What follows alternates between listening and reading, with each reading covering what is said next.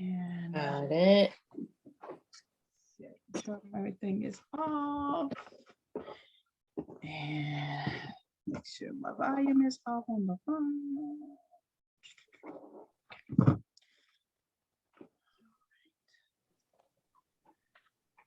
Let's put this charger in.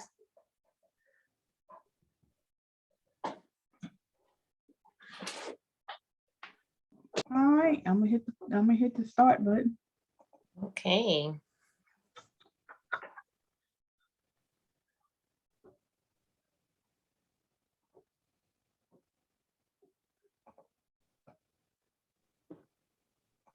Well, good evening, y'all. I know y'all are excited. I know I am super excited. So y'all get ready. We have a phenomenal guest on tonight. And so I want you to get all your young folks and gather them around the table and tell them there is a superstar on tonight. And I don't want them to miss it. So get them out there and tell them Uncensored Conversation is live tonight. And so I hope everybody will go out there and share, care, and like the show for tonight. We had some issues on Friday night, but we're not going to have those tonight. Everybody's going to be able to see what we're doing and enjoy the show with us.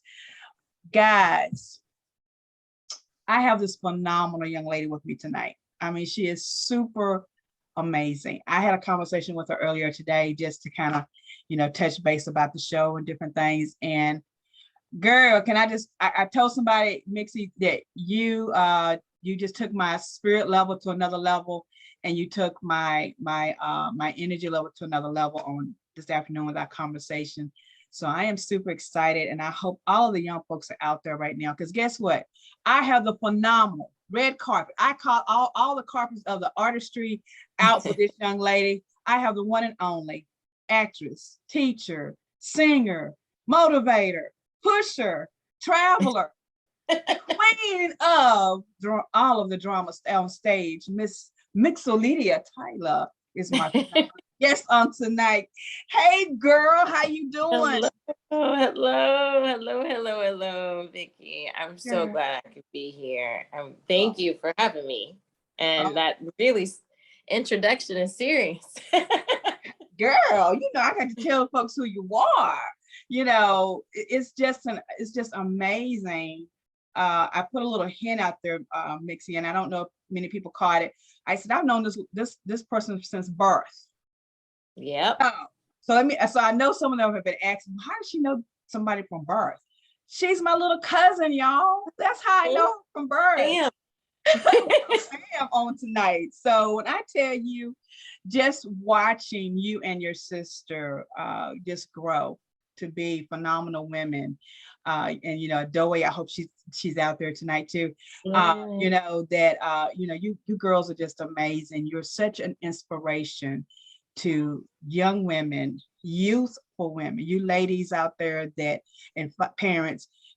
Call your kids on the phone and tell them to watch tonight, because this is a young lady that she is not only doing magical things, but she's living her dreams. And that's why we wanted her to come on and be with this segment of Uncensored Conversation with Elevated Not Tolerated, because our theme for the next couple of weeks is divine destiny. Divine destiny. And so when we were talking this afternoon, I'm like, yeah, that girl, she right on in there. She's right in there with the divine destiny. And so guys, hey Kim, thanks for joining. Kim, tell everybody to sign on in, tell LJ to come on in too. But when I tell you, and she's going to tell us more about all of the things that she's into, she's been on the stages doing acting. I shot a few of your pictures up, Myxy. I don't know if you had a chance to look at it. Yeah, I did. I was like, oh man. I was trying to find all of them. But good. So for those people who don't know who you are, please introduce yourself again to the people, so they'll know I'm not joking, who you really are. First of all, we are definitely cousins and family, and I've known Miss Maggie for so long. I mean, I was actually the other day thinking back by going to your parents' house. Like I would go see my grandma, and we would always go to Uncle Ed and Nanny's house, and I knew there was always kids there, because I would be frustrated when I go to grandma's and there were no kids there. And so I was like, when are we going to Uncle Ed's house so I can see the kids, so I can see your daughters? And so like that was always a joy when I would come visit. So that's a memory that I just was recalling, that to a friend of mine. I was like, my family, cousins wise, we're on my mom's side, even though we may be cousins and cousins removed, it felt like we were all just first cousins, because everybody was around and really didn't treat anybody any differently. Our families were so close. So that is primary. So primarily, I'd come on tonight as your family. Yes. Yes. And then I am an actor and an arts educator and a believer. I mean, and I should leave with that. I love God, and I'm very thankful that at an early age I was able to realize my purpose, and not just realize it, but see God's divine hand in it, so that I wasn't questioning, is this just my ego and my own ambition? That God really has continually like carried me through, because there are many times I did not. And even when I started, I was not going to school for acting or performing at all. But along the way, I really have been able to walk and really be led in a way that is undeniably God in my life and showing me my purpose.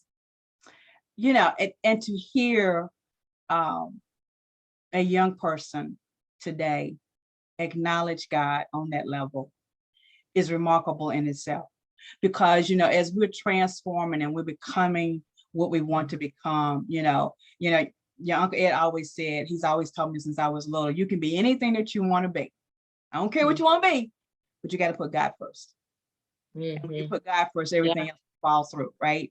And so to hear you as a young lady speak that into our listening ears, folks out there that are young folks and you're listening on tonight, I don't care how you phrase it, and Myxie and I talked about this earlier too. I don't care how you determine your relationship with God. Everyone needs to have one. I don't care if you call it the being. I don't care what, you need to have that relationship with God, because you have to understand that everything starts from a seed of some kind, and that seed will grow as long as it's nurtured and it's watered by what God has destined in your life. And so to hear you speak on that, it does something to the atmosphere right there. I mean, I don't care what any of you guys are doing, tell the young folks, come on and listen to this young lady talk tonight, because she's going to take us from her dreams to her destiny. And so, and it all starts with God. And so that smile right there, I was really gonna be really bad, but I said, nah, because I know how your cousins are when I throw out the baby pictures. I got one of mama, and I was gonna do it, but I said, no, I'm gonna stick to the professional pictures. But there was a picture of you that mama had, and I have all of mama's pictures. There's a picture of you when you were really little, and you had 1 billion plaits on your head.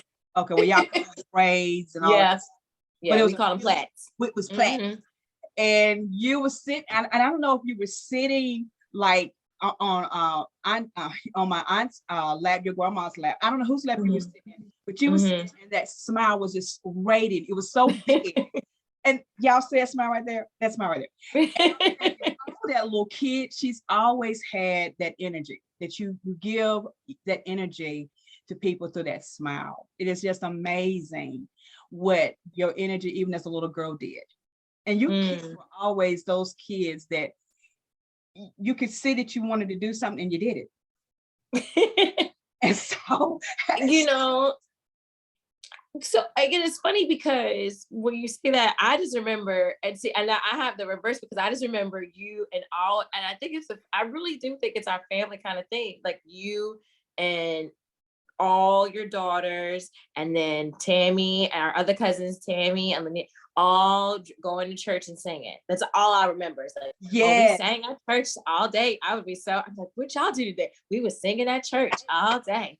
What y'all do today? We were singing. We went to another church. And I think, so I say all that to not, yes, we grew up in church, but also that for me, the first, kind of taste of performing was really through family and church. And so my mom, and I have to say this about her, because I say this often when people ask me in audition spaces, like, where did it start? Or like interviews about like where did I start acting? It really was because mom used to take us to the nursing home. So my mom, your cousin, my Diane Martin used to take us in her, and I used to dread it. But she was like, we have so many family. We have cut like some distant aunt or uncle or cut would be in a nursing home. She's like, we are going to visit them after church. That's important to see people and to lift their spirits. And then she would make us sing or perform or recite a poem or read a verse. It was whatever you gonna do, you gonna do it. And we would go from church to do that and visit and just sit and talk to people. And my mother felt that was really important. And at the time, of course, as a child, I did not see the importance and the value in it. But as I grew up and then I realized that wasn't everybody's experience, and that I understood how to communicate and connect with people that were older than me. And it helped. I mean, those were like the first characters and people I met, because my mother would take me to nursing homes and meet people and talk with women who I didn't know their stories. And they would just share because we were little kids and we were spending our time there and wanted someone to listen and to connect with. And that like intergenerational, like pretty much storytelling is what happened. And that was my first beginnings in like performing and sharing stories in a community like that, was going to nursing homes with my mom. Wow. So special shout out to Diane Martin. I know she is watching behind the scenes. Diane, you did it with this kid right here. We're loving her.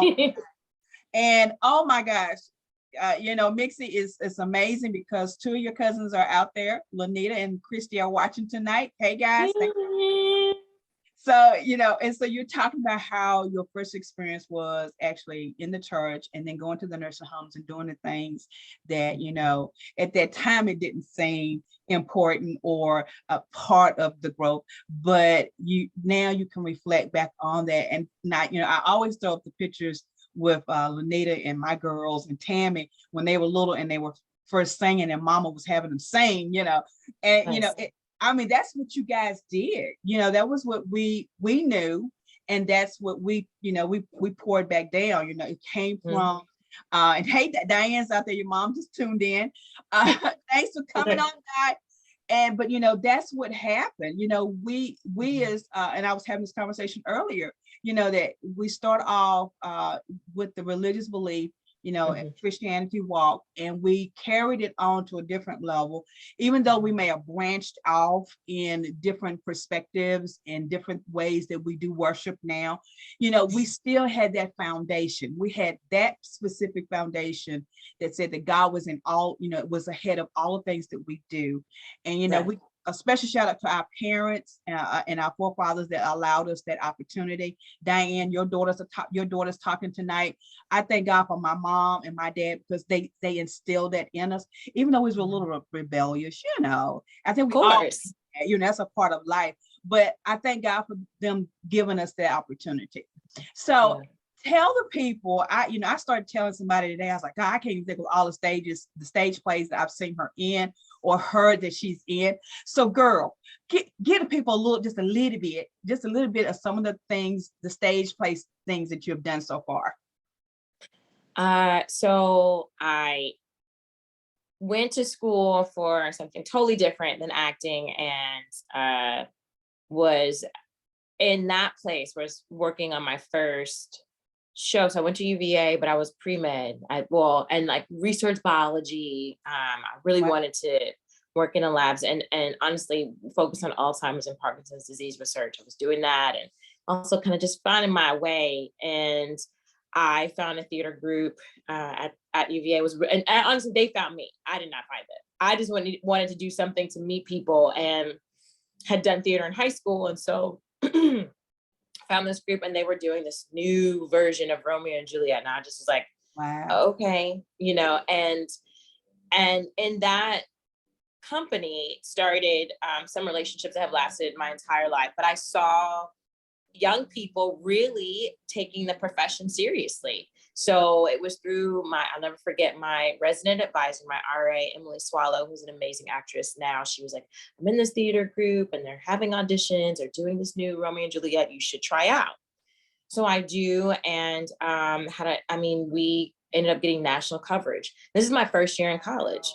So NBC News came and talked about our show and the discussions that were happening, because we were talking about race relations on campus and using the show to start that dialogue, because apparently right before I had come, there was a lot of turmoil on our campus, on UVA's campus.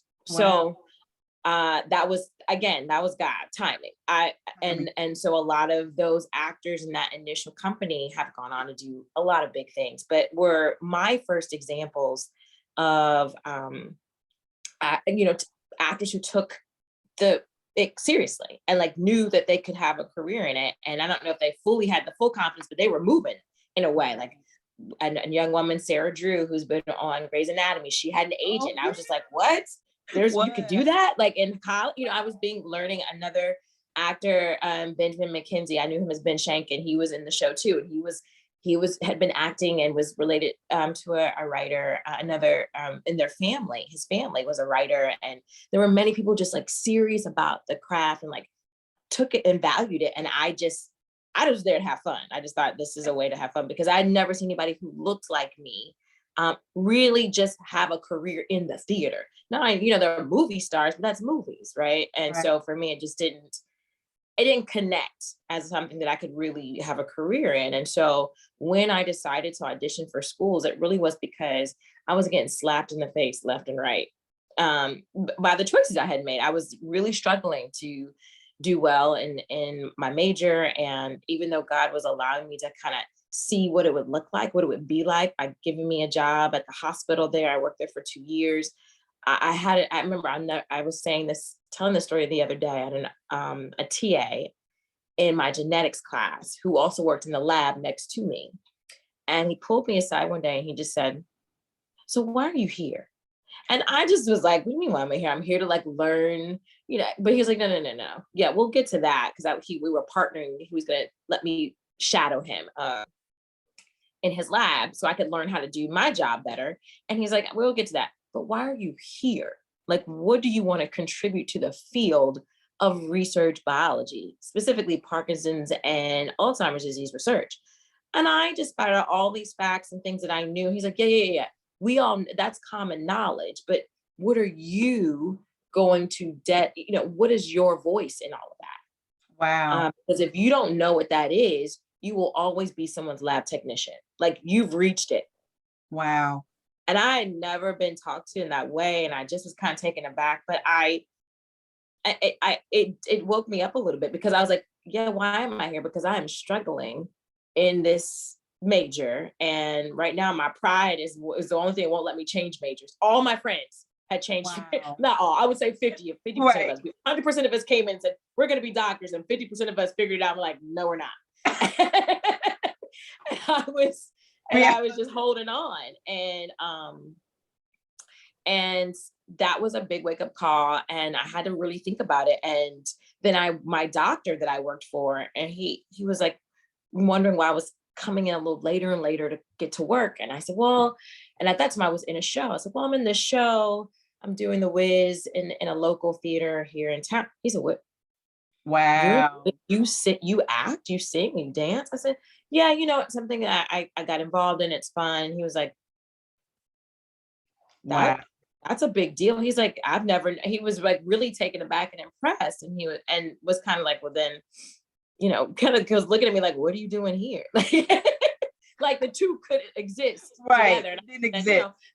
Right. And so when I told him I was going to take that part of myself seriously, just to investigate it and audition for schools, he was just like, finally. He was like, I was wondering when you were going to say that you were going to do that, because he's like, not that you're bad at your job or that you're not doing well here, but there just seems to be more, when you talk about that, I see your face change. I see things than when you talk about the work you do here. And so getting into school was a big deal. And that was a faith walk too, because every place I auditioned, and I didn't audition into a lot of places, but I think I did 3 auditions to graduate programs, and everyone asked the same thing. How are you going to make the shift? You were a biology major and now you want to go to school for theater with no theater training. And Wow. in my mind, I was like, well, I've been doing plays and little things through college and high school. And I took some acting classes, just some audited classes, but I didn't feel like I had no experience. But they're like, we take this seriously, and we're looking at your resume, and your everything about you says biologist, not actor. Wow. And Wow. so how is that going to work for you? Like, what are you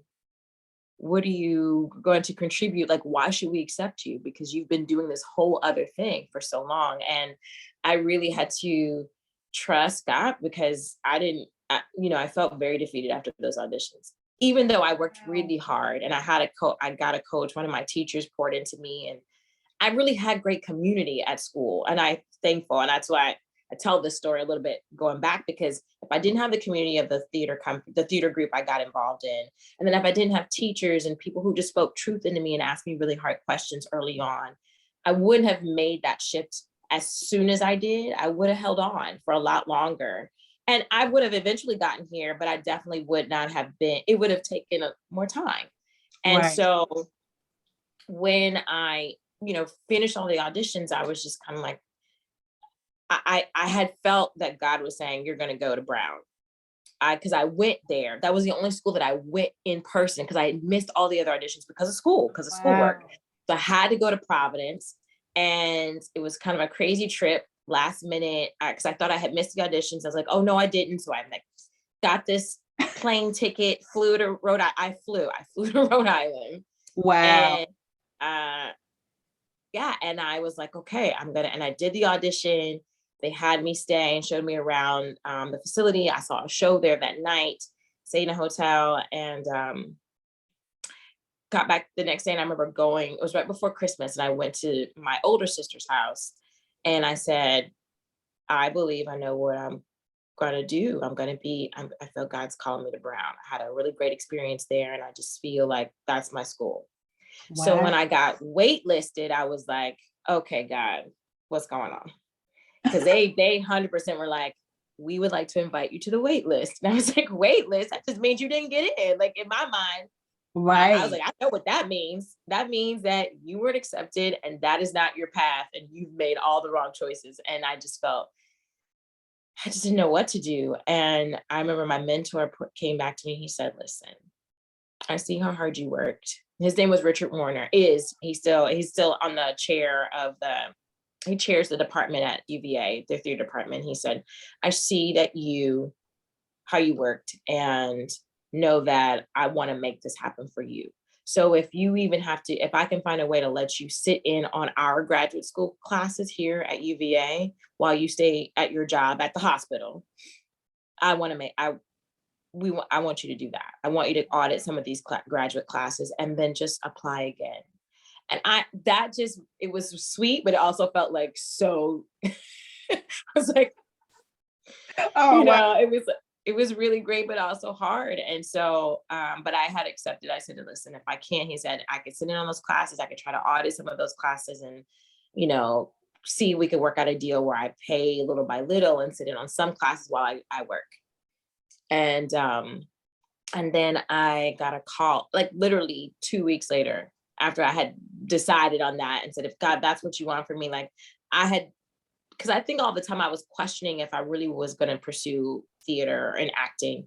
And I kept basing it off of, well, if I get this validation, then I know I'm doing the right thing, and not if I just trust God's voice, regardless of what happens, I'm going to pursue this. And I remember saying, God, if this is what you want me to do, if I'm supposed to be an actor, I'm believing that it's going to happen. It just may not be in the way that I thought it would. And I have Right. to accept that. And it's almost as if God needed my heart to accept that, because in 2 weeks later, I got in. I got off the wait list. Wow. Because you never know where you are on the wait list. And I wasn't even going to accept it. I was just going to that's just a nice way of saying you didn't get in. So I wasn't even going to respond. And my mentor was like, no, respond.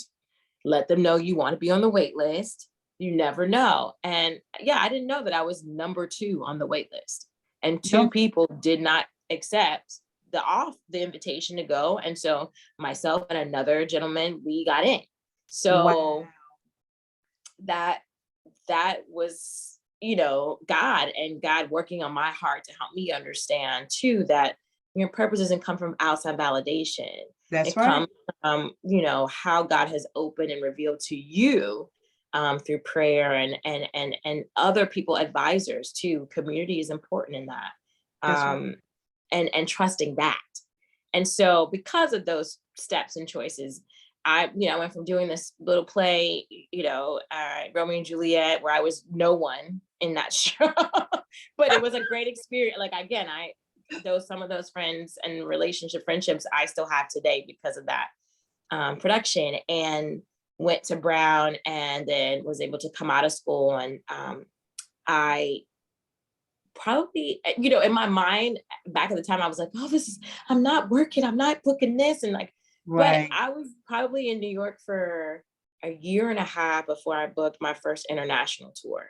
So that's when I did the show in Germany. So I was doing this new play by a playwright called Ronald Schimmelfennig, who was huge in New York at the time, and had just like done a really big show in the city. And he'd written this play that would combine German and American actors together to kind of talk about our history and our connection in this like funny, dark comedy way. So I did that. I toured in Germany off and on for a year, and also toured in the States. And then from there, I really got a great gift to do a play written by Cheryl West, who's an amazing Black playwright. She was commissioned to adapt the American Girl stories, and they told her she could pick anyone she wanted. She was like, I'm Black, I'm doing Addie. She's like, I don't know, do anyone. She's like, I'm doing the Addie story. Like, I'm good. Wow.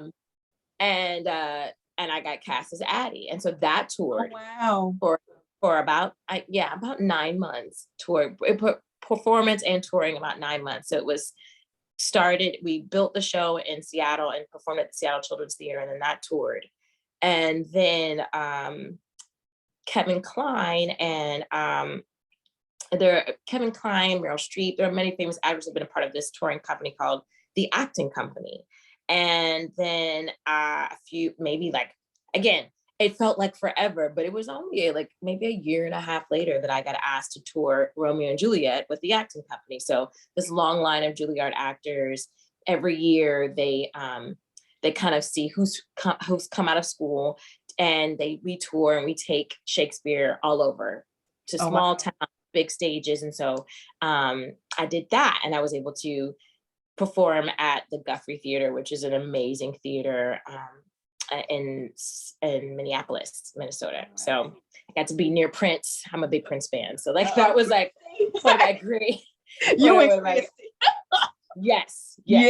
Christy, we hear on that one. But that was exciting to be in Minneapolis and to be where he grew up. And so from there, getting to do plays here, some things, a lot of readings here in New York. I have yet to be on Broadway. That's why I was like, you're saying red carpet Broadway. I was like, from your mouth to God's ears. I have yet to do that, but it's coming.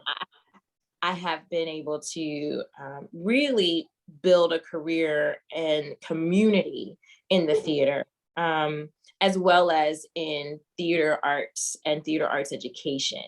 And so in those interim times where I wasn't working and questioning my purpose, God would always reveal to me and bring me to to be in community with people who were really maybe had just been where I was at, but had kind of figured out something about their purpose and would just pour into me. So I had another mentor, and she passed last year around this time last year. Amani Douglas, and she always was like, Mitzi. She just would, Mitzi, what you gonna do? She was always asked, what you gonna do in the meantime? You didn't book this show. And she would try to find me work and readings here and around the city. And she'd be like, I'm doing this reading. Come read for this. She would just always offer me things, but she would also push me to think about, like, career-wise, what are some other things you could be doing? And I Right. was like, well, I'm trying to, this is it, right? And she was like, well, I was like nannying and babysitting because I love children. And she was Yeah. like, yeah, but it's be bigger than this because you hustling too hard and it shouldn't be this hard for you. And so she recommended me getting a part of some teaching artist programs. I didn't even know what teaching artistry was at the time. And so I started at a college here in the city, CUNY, and part of their programming where she had gotten a project. She said, I want you to do this project with me. And we built theater shows to go into schools to talk about different cyberbullying and Oh, wow. leadership and understanding some social emotional learning skills, but using theater as a tool to kind of convey these lessons. And so that was called Creative Arts Team. And I did that. And then from there, I was able to just open up to a world of like arts education and the understanding arts education landscape of New York. And so some of Wow. my greatest stages I've been on too, that led me to just right before the pandemic, I was able to work with an organization called Rehabilitation Through Art. They're amazing. Check them out. Yeah. And they go into prisons and they bring theater shows and actors into prisons for like a very intense process.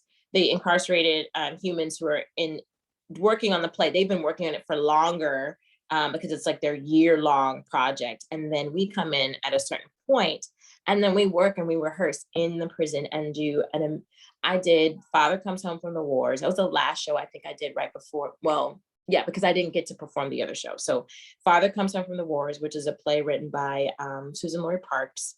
I got to do that I was the only woman in Greenhaven prison with these Wow. amazing, dedicated actors that were a part of the program at Greenhaven. Wow.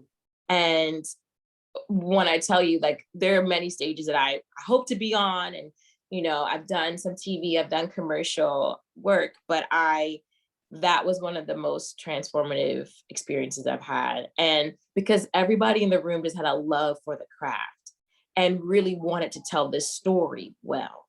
And so with limited resources, and I mean, they put us through all kinds of things because there's a lot of disrespectful things that happen in prisons.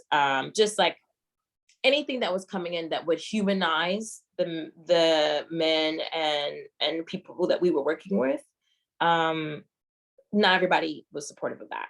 And so they luckily had a lot of support on the inside from a few people that allowed this programming to keep going, even though we were facing a lot of obstacles. But I was very surprised at how antagonistic even that this CO community was of them being able to just tell a story on stage.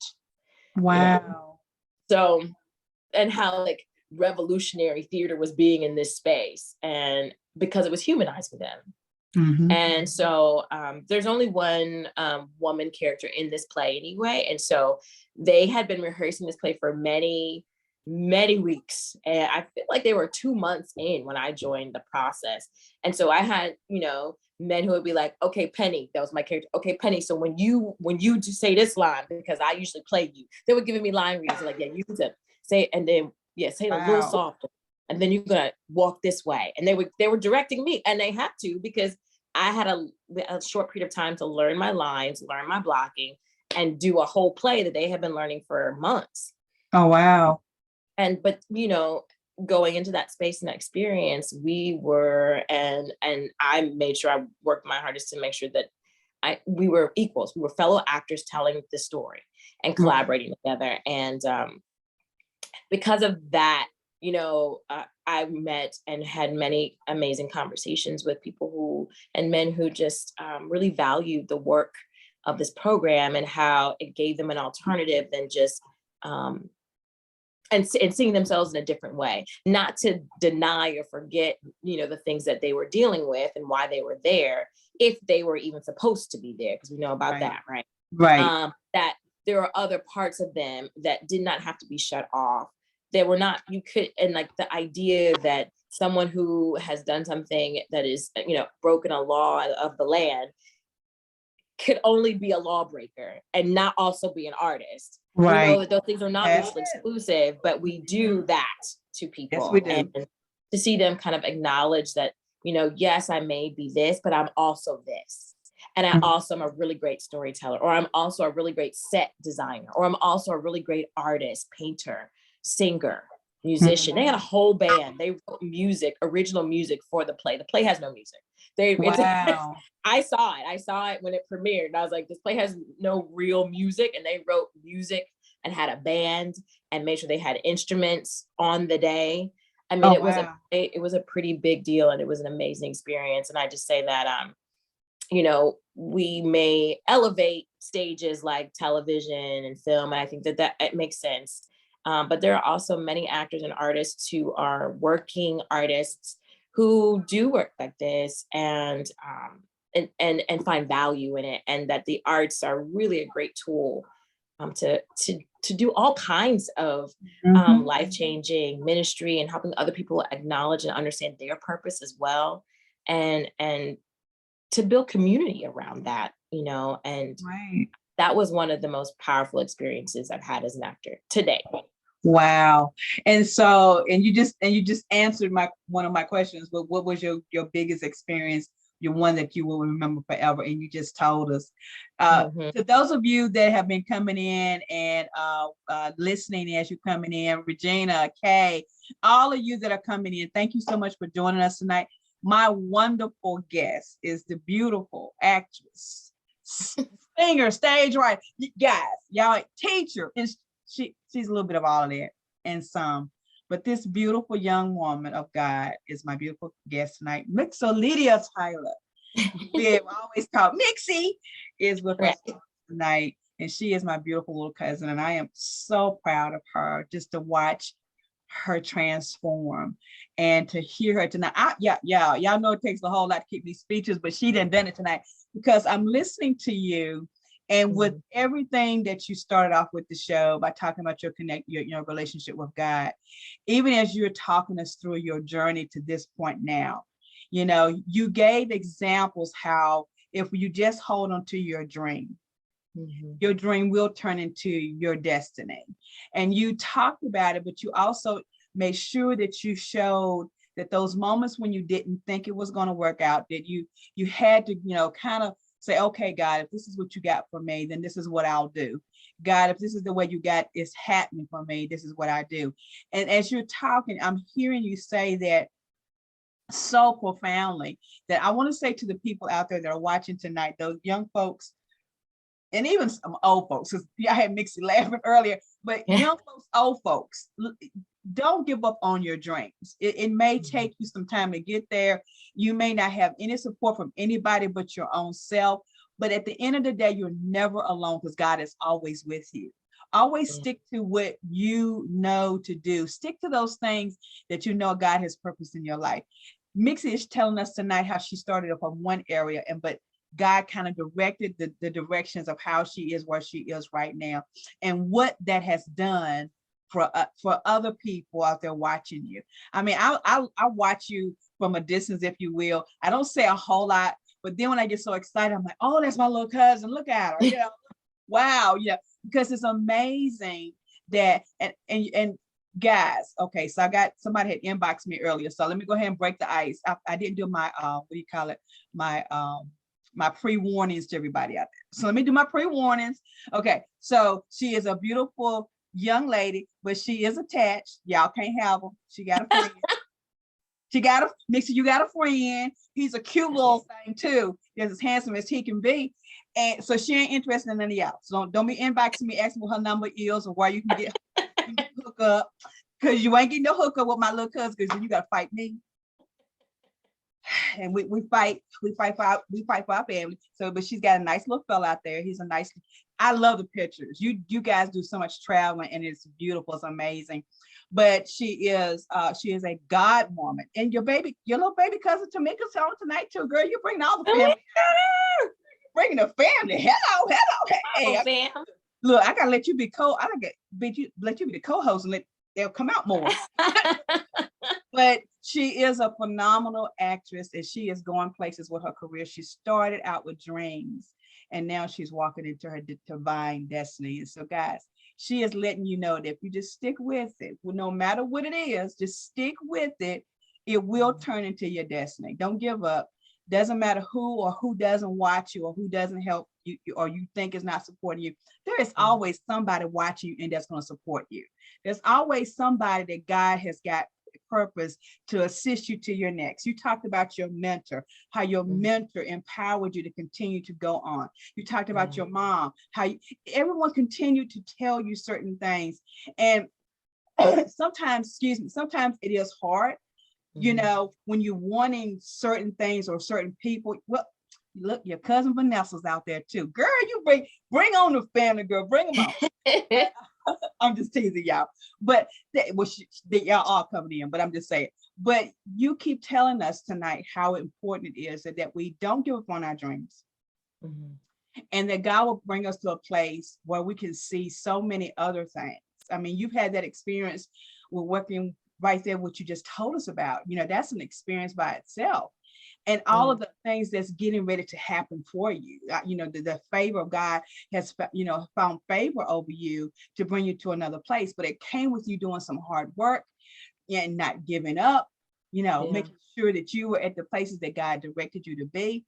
And for that, I got to say again to you, my little cousin, thank you for coming tonight to empower me and encourage me. Our conversation earlier this afternoon, it empowered me to not give up doing what I know to do, no matter how young I am. Listen. You can't give up. You got to keep moving. You got to keep moving. And you got to have people. I mean, I think the biggest thing that I've learned so far is the community that God has given me is, listen, I feel like I'm only as good as the people that are at the table with me. And so who is that for you? And I think, and it's interesting, today at church, you had reached out to me and I was at church today, and my pastor, I go to Epiphany, BK, give a little shout out to my pastor, Pastor Brandon and Ty Watts. And so we're going through the book of Daniel, and the thing that keeps standing out to me about Daniel's story is his friends. And Daniel, and we talk, and it's funny because you're talking about gifts, and and they were in a foreign land, right? But trying to still serve the Lord, and we're blessed with gifts. And Daniel had the gift of being able to discern dreams and prophesy and interpret those dreams, right? Not to understand and interpret dreams. And his friends, we know them, Shadrach, Meshach, and Abednego, but like their connection to Daniel and that community, and like when they were all being, their lives were being threatened in the beginning of the book of Daniel, he goes to his friends and asks them to pray. That's right. For him and for favor and for those things, and they did. And because of their prayers, Daniel was able to do what he did, and then continually stay connected with them and bring them with him to that next stage, that elevated stage that you talk about.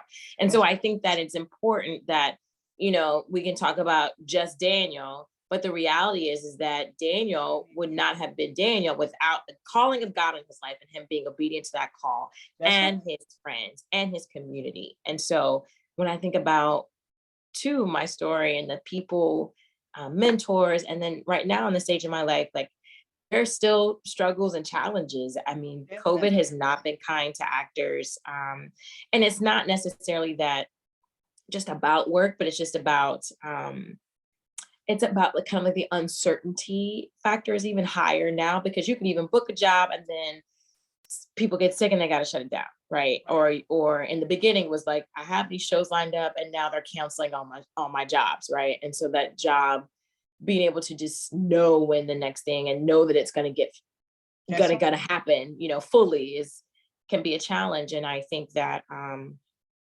the one thing that I know that has kept me through is my community, is my church community, and really my friend community, my friend circle. We call ourselves the Black Hole, but we get together often and we pray for each other and we talk about things and we have hard conversations and we wrestle with our faith together. And I have women from college, like I said, those relationships that started when I was at UVA that are still in my circle and my friends. and we really pour into each other and we check in on each other and, have a system of just being like, what do you need? And if we're praying and someone says, hey, I'm just struggling this week, someone will send them money and without needing to be acknowledged or a thank you. Like that's the networking of community that I have right now. And I did not have that at first.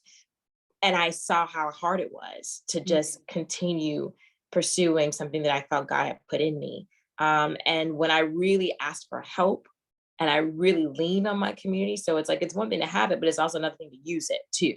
Say that. Come on. Say that again. So, it's important that if you don't know how to ask for help, and I feel like God was really pushing me, especially in this past year, to say, you need to be transparent about where you're at. And when you need to ask for help, ask for help. Even asking for guidance or understanding, like help doesn't have to look like put something in my hand or give me a physical thing. It could be a word, it could be a prayer, it could be a connection to somebody else who then sets off something else for you. But like knowing that is God too. That's it. It's God in people so that you have a testimony and that you could do that back for somebody else. That's it. And so I think that, and I think about the early church too. I feel like that type of like, when they put all their money together, that's what they said, the early church, they put all their money together, they brought everything together. And then each person did not go without, and they worked together and spread the gospel because of the community they had with each other. And so all of this feels very full circle for me to be having this conversation with you, because it's a reminder to me that no one gets where they are, and I'm not anywhere in my opinion, but I know that I have been placed because of God and because of the people of God who have poured into me. So, and again, if you are just now tuning in, you are listening to the Phenomenal. And I don't know what you told me, and I didn't know that. I thought the next Broadway play actress. I don't know, red carpet walker, whatever you want to call it. That's her right there. She is on stages across the universe. She's been international. See, I agree. Everything that you ain't told me, I'm gonna speak it. The next international actress, here she is, the Phenomenal. She's knocking out TV programs and TV shows left and right. She's got one coming up. She's gonna tell us about that in a little bit too. But this is my guest, my little baby cousin, Myxolydia Tyler is with us today. I love saying her name, y'all. Can't y'all tell? Because everybody knows how I am about words, but to be able to say your name, Myxolydia Tyler is with us. I mean, you do it so well. I love it. I need you to be my own personal announcer. We can work it out. We can do that. I love doing it. I have another friend of mine, Lisa Washington. She laughs every time she comes on my show because I do her whole little thing. She's like, you gotta come and do this for me for real. But it's because and I don't do it for everybody. If you watch my show on a regular, you'll see I don't do it for everybody. But and I love everybody that's come on my show. Let me say that first, so y'all don't think I'm trying to be funny. I love everybody to come on my show, but it's people like Myxie that I have watched from birth until this very moment that have inspired me. And so to be able to say her name professionally, Miss Myxolydia Tyler is with us on tonight. It's great. It is so great. But you continue to inspire the young folks. But you are also encouraging us as adults, or should I say seasoned adults, because you are speaking to our hearts tonight that no matter what, you still got to keep God in the forefront. You still have to generate your community. One of the things I teach in one of my classes is about, understanding, who is in your circle and why. And so you're speaking to, so my students that are watching, that are on tonight, there's another homework assignment coming tomorrow. You are telling us, how important it is to know the purpose of the people that's in our circle. Mm-hmm. The people that's in our circle, because not everybody is in your circle for the same reason. They may be in your circle, but they have different positions of why they're in the circle. You may have someone, like you said earlier, that they may be an artist, or they may be a drum major. That so many people have different hats, and they're in your circle and in your arena for a reason. but do we actually go out and touch them and use them for what God has purposed them for, right? Sometimes we take people for granted and we don't look at the bigger picture. We don't see all of the things that God has empowered them to be. You know, we were talking earlier, you can have one hat, but you have many hats underneath that hat.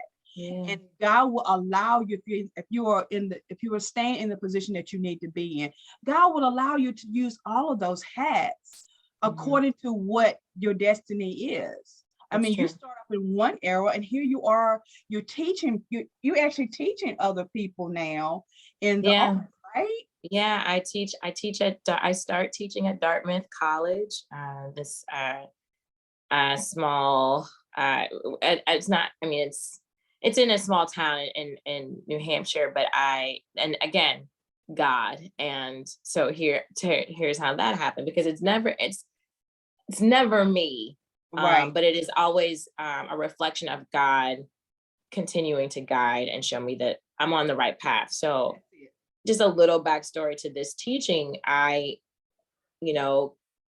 out of 2021, by the summer, a lot of work had stopped. Like 2020 wasn't my bad year as financially as it could have been as an artist, because I had God had connected me with different people and projects that continued through that first year. It was getting into the second year that things started to really slow down and be very stressful. And then all the unemployment ended and things were just shutting down. And I had a very dear colleague and sweet friend of mine, Lynette Freeman. I'll mention her name because she is such a really dope friend. And she was like, I can't take this job. Can you do it I recommend you. She was going to help out with a production at Dartmouth and as a vocal coach, because I teach voice and speech as well. And so I said, sure, because I need the work. At that point, I was like, any job, because I had no jobs lined up, nothing, no acting, no teaching, nada. And so I said, sure, I'll go to Dartmouth. And it was like a tight window because I was in a wedding, I had another wedding I was trying to make it to. And so I said, I have this 48-hour window to go up there. And they said, that's all we need you to do. Wow. So I literally drive from New York to Dartmouth. I get out the car and go straight to rehearsal. Like I don't even have time to put my bags down. And I work all day that evening on a Friday. I work from, I think, 9 a.m. to 5 p.m. on that Saturday. And then I drove back that Sunday. So there was no time to really meet anyone. I had one conversation with a faculty member, not anybody who was a chair at the department or anything in there. And we just had a really good conversation. We had a couple of people in common that we knew. And we just a lunch conversation. It wasn't even long. He was like, let me take you out to lunch on your break. And then I went back to coaching and vocal coaching and working with their director. And then I had a meeting and then that was it. Wow. I left literally because I had a wedding shower that I was hosting the next day on that Sunday. So I had to get back to New York. Fast forward to January. And I get an email that says from someone I'd never met or talked to. We still haven't really formally met. He said, we have a slot. You were recommended. We are offering you a teaching, a professorship, for the spring. So you'll be an adjunct for their spring semester teaching acting. And we also we usually would only pay you for the one class. We're going to give you a full payment for 2 classes because we want you to direct as well. So they said, we have a reading series and we want you to direct that. So we'll pay you as if we're paying you for 2 courses, but you're only going to teach one and direct. And the directing doesn't, will be a 2-week, process. And so I was shocked. I was like, they're like, we don't really just send us your paper. Like, we're not auditioning you. Cause I was like, do you need me to audition? No, we're not auditioning you. We're giving you the job. Like, I just did not understand it at first, but that was God. Wow. God using my friend to put me in a space that I wasn't even there for that long, to then be able to come back and have like the support that I needed financially for the next thing. And honestly, peace of mind. It wasn't because the finances haven't even hit yet, but it was a peace of mind of knowing like, okay, I'm doing the right thing. Like I'm trusting God. I'm waiting for something to happen and just believing that I was saying, like, I want to be teaching. I want to be teaching acting. I want to be in arts education in some way, shape, or form when I'm not acting. And that meant that God manifested that. And so there's just a level of when things had slowed down for me and stopped, and I had to really get quiet and really ask for prayer and help. And I know my mom has been praying and all the things. And because I really was doubting, it was a time where I was like, I'm not sure if I'm doing the right things anymore. And do I need to, and so in that time, God really sent people and community pour into me through, like I said, my friend Lynette, but also in like discipleship, women in my church who were just praying for me as well. And I just kept saying, at this season, I'm tired of like chasing or fighting or proving myself. Come on, and man. I had said before I even got that offer, I was like, because I had been sending out things, sending out resumes, doing things, I wasn't just sitting on my bottom. I was looking for work. And it wasn't manifesting. But I did say that, trying to prove myself or my worth, because I had been, in some final rounds of some auditions and rooms and interviews on many different levels, acting wise as well as teaching wise. And it just hadn't come together, or what they were offering was not what was going to allow me to sustain living in New York. And I just said, I had to say no. And I said, God, this just feels wrong because I'm saying no, but I don't have nothing to say yes to. Like, come on now. But God carried me all the way through till now this job has presented itself. And then on top of that, a job that, again, a friend of mine was like, hey, I have a colleague and a good friend who has a job opening at her consulting firm. You should check them out. You should just meet each other. She was like, if you don't even audition, apply for the job, just meet her. She's really dope. And it's kind of doing the similar things that you want to be doing. And which is pretty much similar to what your show is about. This organization helps artists and organizations of color, so run by Black women, people of BIPOC, and they help them technically or financially get their business to the next level. So they're called the Art Business Collaborative, and they work as a consulting firm in that regard. And so they're looking for a programs manager. And so after meeting with her friend and talking more about the job and just the organization, I said, okay, I'm gonna apply. And they then took me through 3 rounds of interviews and a process, and was able to be offered the position that I went in for. And not only in that time where nothing was happening, I was like, okay, so what am I looking for? Because I'm saying no to a lot of things. So what does the yes look like, right? Because right now I'm just like frustrated with the no's, and I'm not allowing myself to dream about the yes. What does it look like? What do I have to do for me to say yes? And I said, well, I need to make a certain amount of money, which is true.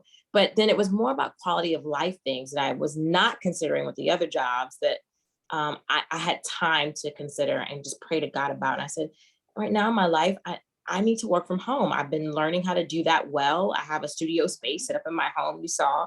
I was like, I need that to happen for me.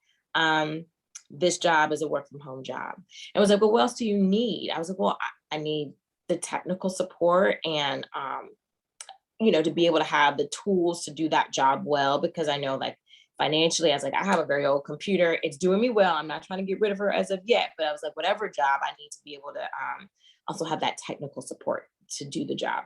They offer you a whole in-home office budget to get things set up. So then it was like, well, what else? And I said, well, in my last job, when I was at Lincoln Center, I was like, I had time to do my art. We were seen as multidisciplinary artists. I had time we call them art days. I had time to go and it's pretty much PTO, right? Where I could go and still do my art and perform for a day or two and then come back and do my job. As long as I was doing my tasks, I didn't lose the money. I didn't lose credibility on my job because I was acting.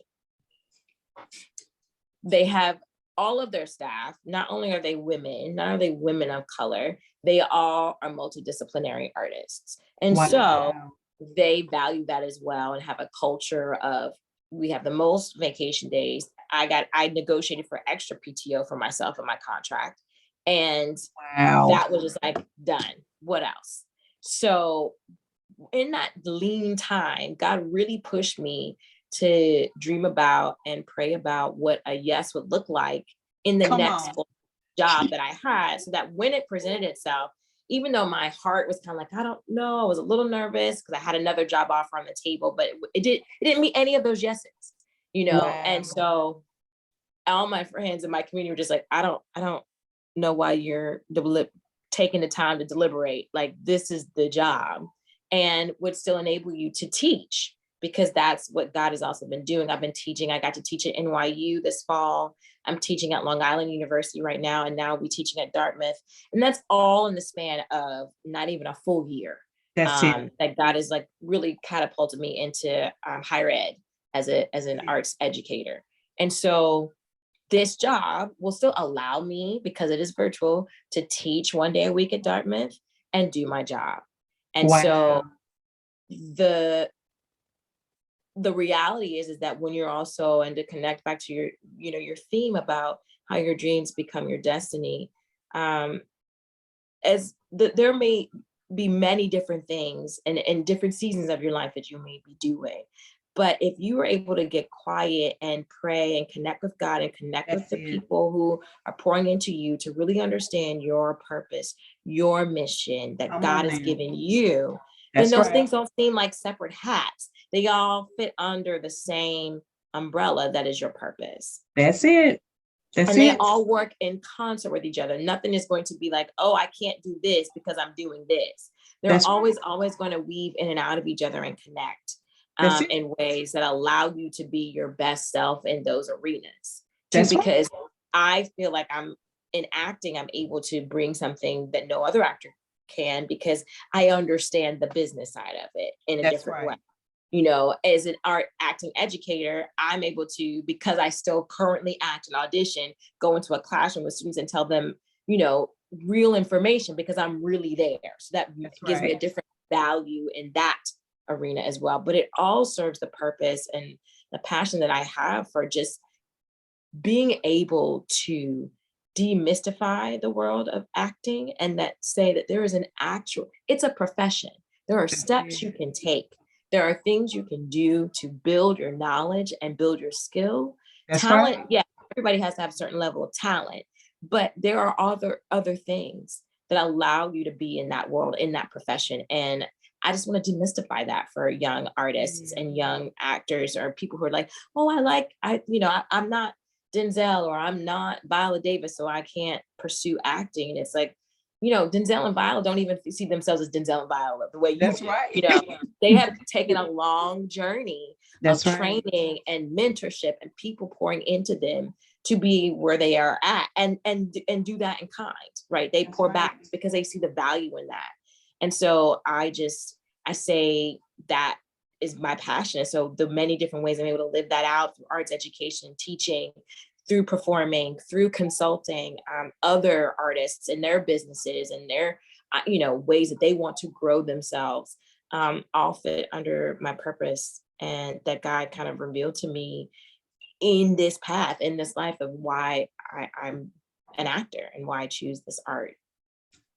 Myxie, wow. See, guys, I don't know about y'all, but I could just see you have, if no one is being empowered tonight, then I got to ask you what's wrong with you. Because, I mean, you are giving not only nuggets, but you are giving life-changing perspective and information that if we take it, or what you're giving tonight, and we take each piece of it and apply it to ourselves, we can actually see that you guys, you all have a purpose. You were born with it. And you all have a destiny. It's up to you. I have a t-shirt that says, the best part of waking up isn't Folgers, baby. It's purpose and destiny. And it's purpose and destiny that will get you there. But you put God first in it. And then you build your community around that. Or you allow God to direct your path. You know, God will direct the people that's supposed to be in your circle. He will put those people around you that have your interests at heart. Sometimes the people that's in your community are silent partners because they're praying for you. And sometimes they're even connecting for you on your behalf, and then they bring you in. I mean, how many of us have had those people that, you know, they'll be, you know, you don't know that they're doing certain things behind the scene for you. Then out of nowhere, somebody, like you said, your friend needed to do something else. So she referred you and then told you to call. She had already set the stage in advance for you. Right. All you had to do was be willing to listen to God and follow the path. So sometimes we, you know, God has allowed people to come in the arena for us and set the pace for us and pray for us and even empower us with the energy. You know, sometimes it's just, if like you said, there's people in your black hole group that maybe they couldn't put money in your hand, but they prayed for you. Right. They couldn't pray, but they talked to somebody for you. Or maybe they prayed, put money in your hands, talked to somebody for you, but they also encouraged you not to quit what you believed in. And so tonight you have given us so many pieces. Deborah Gravity, thank you so much for watching. I was hoping you was going to be on, because I gotta say this about Deborah Gravity. She is somebody that Myxie, I can say, is one of those people in my black hole. I like it. I don't talk to Deborah that often. She watches my shows, both of my shows, all the time. And when it's like she can pick up when I'm not feeling good, and she'll send me a message, and she will just, you know, and she will encourage me. And say, you know, don't give up. You know, God, you know, you're doing some great things for the people. So Deborah Gravely, I got to say, you in my black hole, you along with Kay Clark and some other folks that's watching tonight. Thank y'all for being. We're gonna change the name of our group to Black Hole 2. I like it. I like it. Black Hole 2. I'm gonna do Black Hole 2. Black Hole 2 to old folks or something like that. Because these ladies, you know, they don't realize that they're doing what you're talking about tonight. They empower me, they encourage me. And so I thank them on tonight for being even here watching on tonight. But you have just given out so much, Myxie. I mean, you're empowering the, you know, your cousins, they're sending in messages tonight, and they're, you know, you dropping some nuggets to them, and you're empowering the young folks. Please, you all, you young folks especially, please share and care and like this and share this interview with other folks, because there's some other people. And I can tell you that right now, Myxie, you're being watched from LinkedIn, and you're being watched from Twitter. We went ahead and tagged on into them. So those folks are out there watching her from on that side of the river as well. If you have not, we will be showing this again tomorrow morning on YouTube. So make sure that y'all share it, because you have just empowered us tonight. I'm excited for where you need to go. Look, somebody asked me, they said, please ask her this question. Tell her if she doesn't mind answering. We would love to hear it. So I'm going to throw it at you, and you can answer if you want. Myxie, how old are you?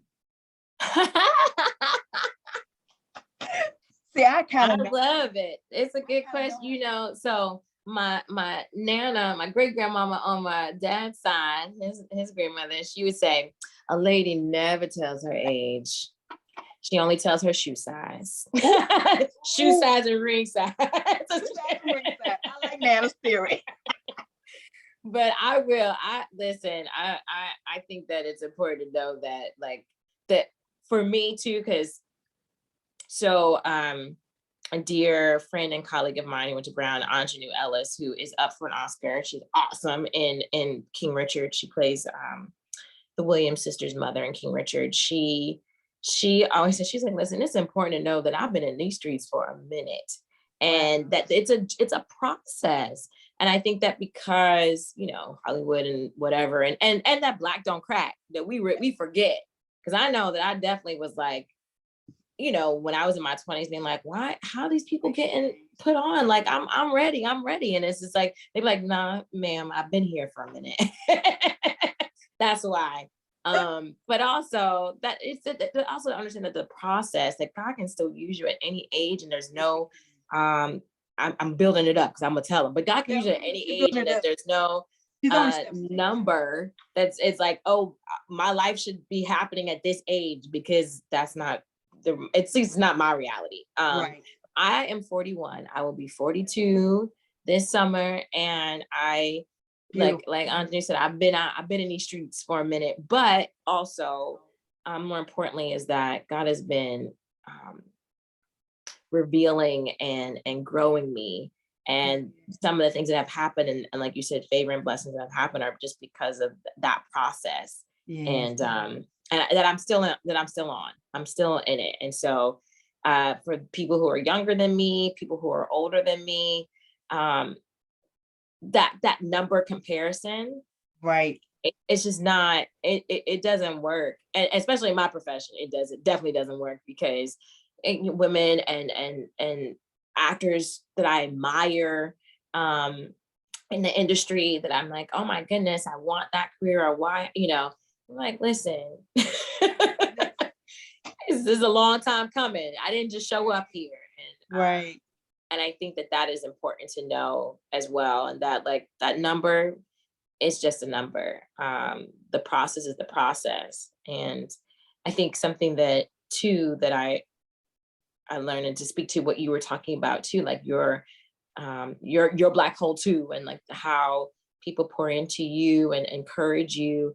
I think that's comes out of a mindset That's of, right.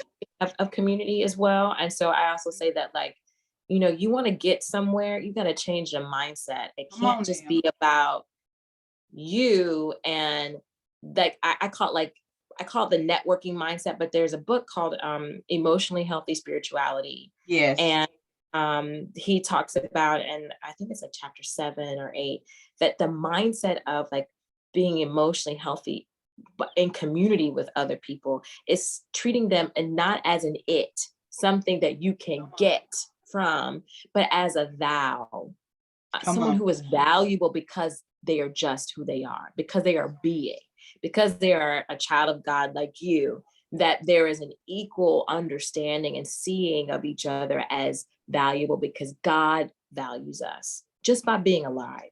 And so that when you have a mindset of community, and you're not thinking about, well, how can I get the right people to get me to this thing and elevate me? And so they're all they all have things that they can do for you. That's right. You won't build a community that lasts. You won't build a community that does what you say, which is, without even talking or having known what you're going through, can give you something that is right what you need right on time. That's right. Be people as thous, and not something to get something from, but more someone you could pour into. That's right. Or share with, or lean together on. That's then it. that those types of relationships will elevate you in ways you never imagined. That's so true. Because God uses that. God grows, because it's just, I just really want to say that I'm really learning how valuable it is. Family, and if you don't have family, the family that you create for yourself and in your spiritual family, like, it is just so important to have that. And we may see in the world where people who seem to have done it on their own, right, have made it, and whatever that is. That's right. Not happy, and they're not, and more importantly, they don't have joy and the ability to sustain that which we see as success. They're internally always living in fear or worry, or and covetousness. They can't enjoy it because they don't have community in the right way. That's right. And right relationship with God in those ways, to understand and be able to appreciate. And I just think that for me, I really do pray that, like, wherever God takes me, that I have a right mindset about it, because I want to enjoy it. I really want to enjoy it when I get there. I don't want to not see where it came from, and value where, what it took to get there. Yes. And so I say that to you, that I hope that there's something that comes, something that remains, that comes from this conversation, is an understanding that there's a mindset that has to be present to have that community. that will help you focus and move in your purpose. So that is, yeah. If y'all are out there and y'all can just throw some arrows, some likes, some hearts into the comments in the comment section of Facebook, because this young lady has impacted and empowered us tonight to the max. I have had many guests, and this is March, and I've had many guests before you. I know I have many guests after you, but honey, when I tell you, just hearing you talk, the hairs on my arms are rising because of the energy that you are giving us on tonight. You have impacted me, and you will be back on the show. We will have a follow up with the black holes coming. I know. You, but because you have just done some things tonight, that and as you were just now talking, I was thinking about my sister Vanessa, because you also have those people that will pop up out of nowhere with something and will just, I don't know about you, as I get old, see, Mix, I'm gonna tell you, as you get older, you cry more when something really touches you. Hey, girl. Look, listen, Vicky, you ain't said nothing but a word. My sister been sending me videos all weekend. Adoine Pendleton, shout out to her and her beautiful family. My younger sister, Mari will do it too. My older sister, they'll send me videos or tell me a story about a kid. And because when you see your nieces and nephews, your family grow up and remind you of something or a video or a picture, I'm just all waterworks. I get it. I'm there. I'm already there. I've been crying all weekend because Josiah got baptized. Her youngest, and she then sent me that video, and then sent the video of when Karis got baptized, because she got baptized at 5, and I just am like, wow, these little babies. Wow. And everybody's growing up in front of me, and so it's just a testament, to be able to have children who follow, into baptism and follow, and to be becoming a believer at a young age is a blessing. And I'm thankful for our family and that we had people pour into us and our grandparents. I remember going to Uncle Ed's church. I remember going to church with my grandpa, and even though I didn't fully understand that environment, was all a part of me coming into my relationship with God. So amazing. But you were saying about Vanessa. But she out of the blue, hey Josiah, my grandbaby, my middle was out there. Hey Poo Poo. Now the goose, he watching. He when he's here, he likes to come and say hi on the screen. Say, hey Josiah, Nana, Nana, miss you, boo boo.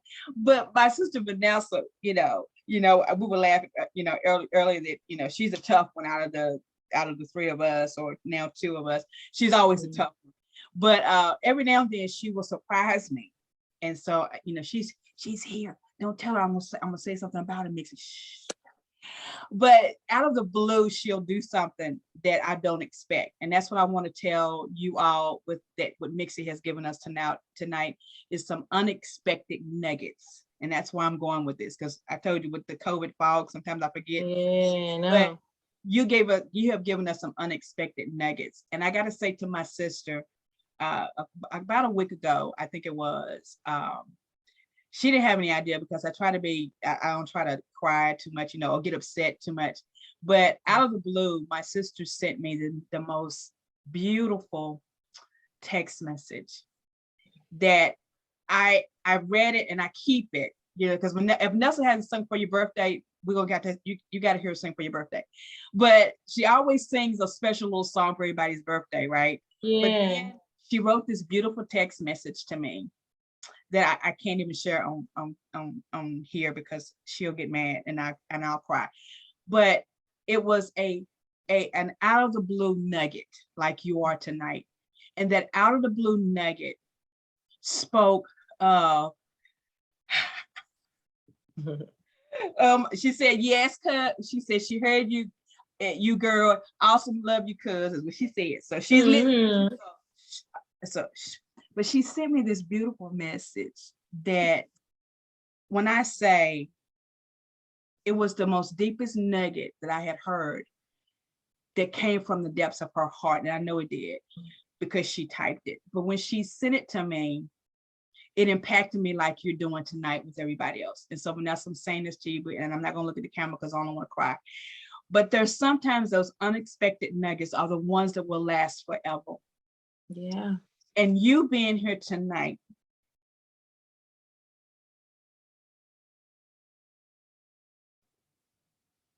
this conversation will last forever. You have such a beautiful testimony. And with every word that you have spoken tonight, you have not let us forget that God is always in control. Amen. No matter what. Mm-hmm. No matter what it looks like, no matter how hard it may get at some point, don't ever forget that God has a purpose and a destiny for you. Amen. And a testimony to give you. Yeah. He will, Mm-hmm. and it will come out of nowhere. It would just be a nugget that right then, right there, you need it more than any other time that you may have needed it. Yeah. So tonight, I've got to say to you guys, if you just tuning in, I know some of you are I just see some people that are just tuning in. Go back and watch the whole entire show. Tonight has been absolutely amazing. Thank Absolutely. you. I gotta have you back. We gotta have a family get together night. Oh, yeah. From this point on, that we'll be bringing surprise guests that are family members. I didn't tell any. I told Mixie, I said I purposely didn't tell people that she was my cousin because I wanted to announce it on the show. Because I just wanted, because that's I'm excited. So. Yeah. I will tell you this, you and Diane tell Adoy that cousin Vicky says she wants to have her daughter on the show. Yes. Oh my God, she's an amazing ballerina. And she's what? Yes, she's doing so. And we're learning this. So here's a term that I didn't even know. She's an aspiring ballerina because I guess the ballerina is a title you give when you're actually in a company. Oh, okay. She's not there yet, but she is definitely on her way. And that was another video she sent me this weekend because she was 3. We had a Christmas. We to work off, all the food we eat. Usually at Christmas time, we dance and around the house and play Christmas songs and dance and have a little sing along at some point during the day. And that year, when she was 3 years old, she just got in the middle of the circle and danced for like a good 5-10 minutes, just dancing. We had never seen this child move like this. We're like, where's she getting all these moves from? Because we don't necessarily dance like that. And she was she had a whole little, and that was kind of the beginning of her being very serious about dance. Joey had taken her to a step show. And so now, and she would like copy the moves. She would see anything dance related. She would want to recreate it. And now here she is going to Canada to compete in the second round of Grand Prix competitions, and has already been invited to the finals as well. So this is a big deal. So she went to Philly. Oh, wow. Not really. It's her first year competition. They didn't expect her to do amazingly well, but they expected her to be seen. And she placed in the top 12 and in the top 6 in 2 different categories. And so she was excited. She didn't think she would get anything. And so she got those certificates. And then no sooner a call came in, they said they want you to go to Canada. Wow. And usually the only people who go to the next round are in the top 3 from every category. So she only competed in 2. So she's not in the top 3, but they had seen her and were impressed and invited her to go to Canada. Then the call came, you're already invited to finals if you go to Canada. So if you go, you will be able to go to Tampa to compete in the finals.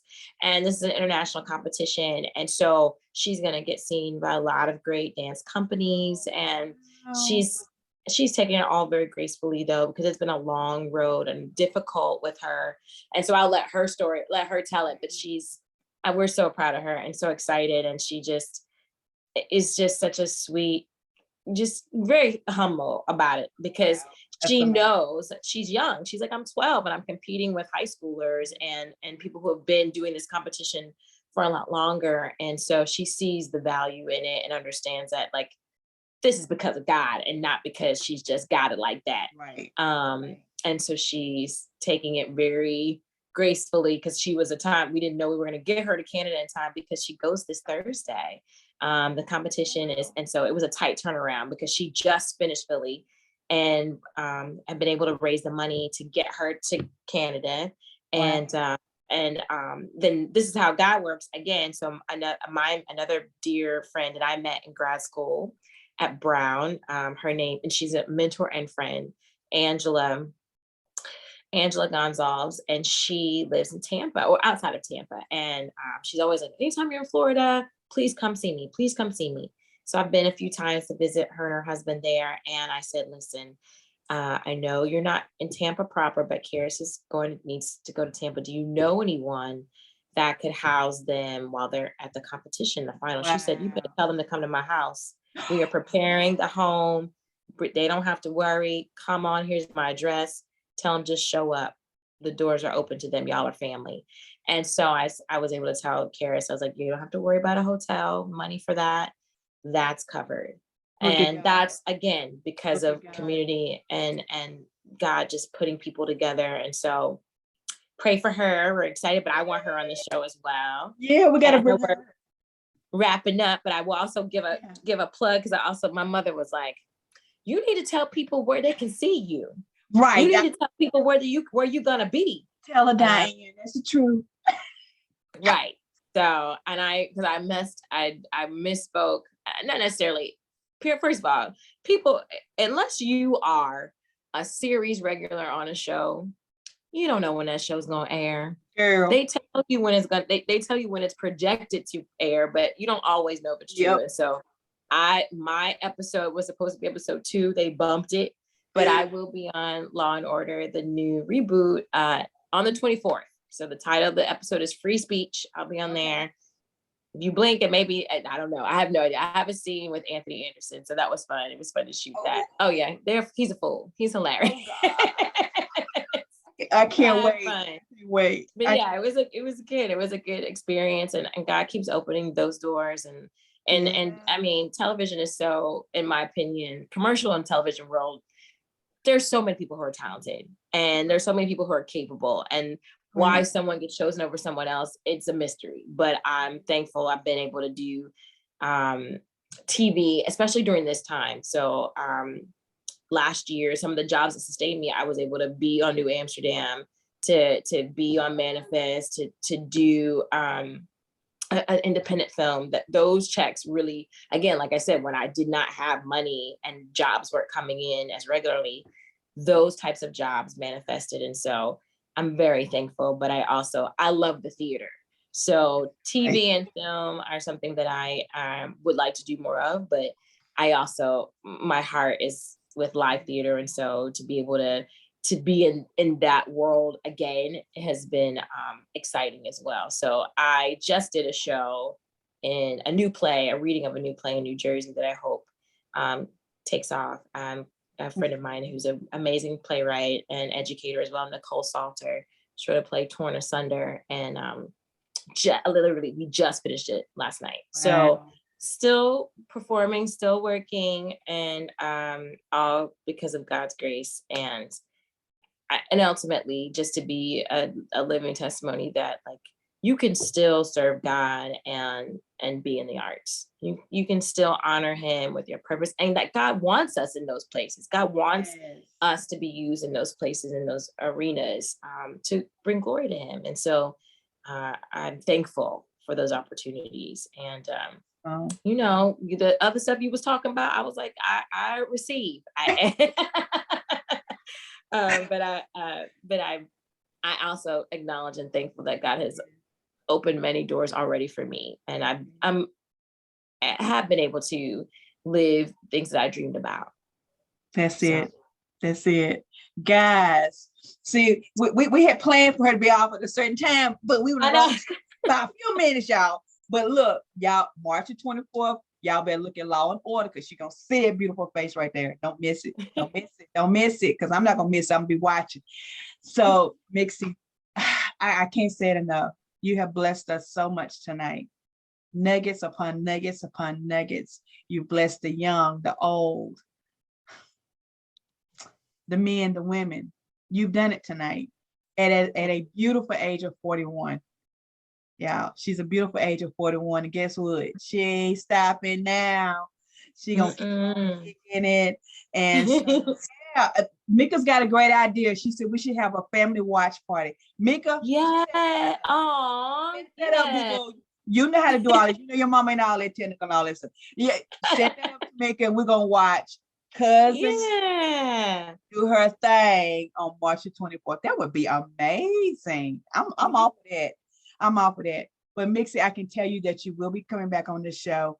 Those of you that are out there, I want to say this again to you. This is a prime example of not giving up on your dreams because it will lead to your destiny.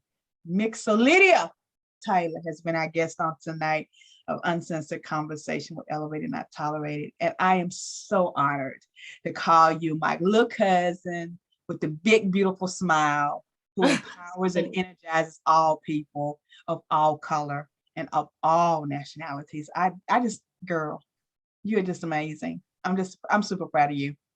And I know your mom's out there grinning from ear to ear. I know she is, because you're just amazing.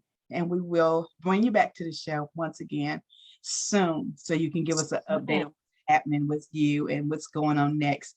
Guys, if you are interested in the arts and you need someone that can lead and guide you through the pearly gates, hit her up, send her an inbox, send her a friend request, tell her you saw her on Uncensored Conversation and you want to know more about how to put your faith in God and lead from your dreams to your destiny.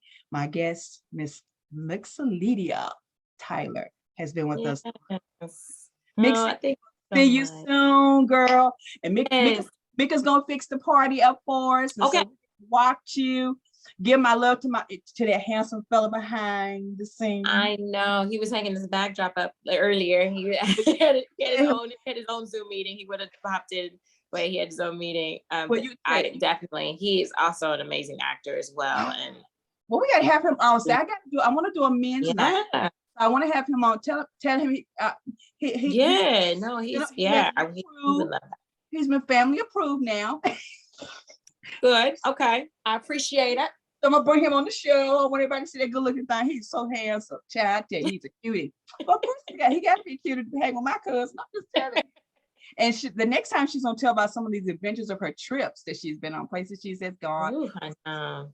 God has blessed us. I mean, yeah, the one of that early trip we took, that's because he booked a film and they were like, we'll pay for you to drive. So we drove cross country. But yeah, we can talk about that.